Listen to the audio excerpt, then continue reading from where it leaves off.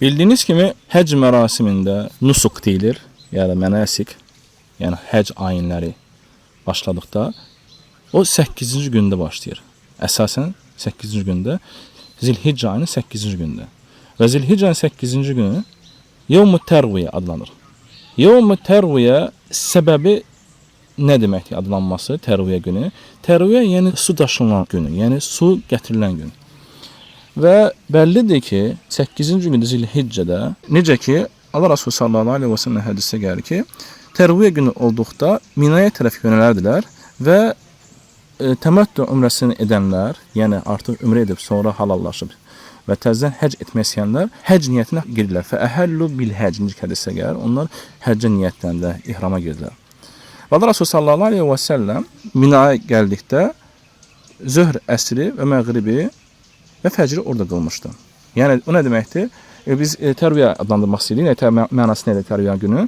Yəni deyir ki, su günüdür. Yəni suların yığılması. Çünki Mina ərazidir və o ərazidə bəllidir ki, o vaxtlar müəyyən səbəblər var idi ki, indiki halda da deyil. İndiki halda palatkalar var və əlhəmdülillah ki, kamazlarla və işçilər var ki, orada hazırlıq işləri görür. Halbuki bunu həclər görürdülər o vaxt və həclərin yanında bəzi insanlar vardı. Amma indi artıq xüsusi olaraq işçilər təyin olunub. Bu nəyə göstərir? Bu Allah Subhanahu taala həclərə verdiyi böyük bir nemətdir ki, onlar o 8-ci gündə artıq hazır vəziyyətdə sudan da əlavə yeməklər var, palatkada kondisioner var, palatkalarda yastıqları var, yataqları var. Bu hamısı hər bir şey bir nemətlərdir. Ona görə insan bu şükür eləməlidir ki, Allah Subhanahu onlara bu nemətləri verib.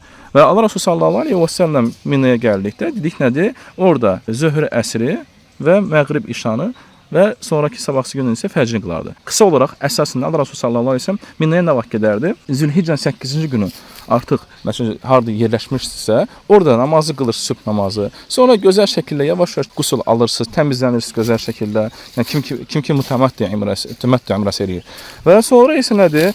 Artıq duha girəndən sonra yavaş-yavaş Mina tərəfə yönəlirlər, tələsmədən, təmkinli olaraq və artıq ora gəldikdə isə sonra zöhr, əsri cəmləşdirirlər və məğrib işanı cəmləşdirirlər və sonra 9-cu günün artıq Zilhiccənin sübhü fəcr namazını qılırlar. Ondan sonra yavaş-yavaş artıq Arafa tərəfə yönəlirlər. Bu nəyə göstərir? Göstərir ki, Allah Subhanahu taala bizə verdiyi neməti şükür eləmək lazımdır ki, Allah Subhanahu bizə nəsib edib bu nemətləri.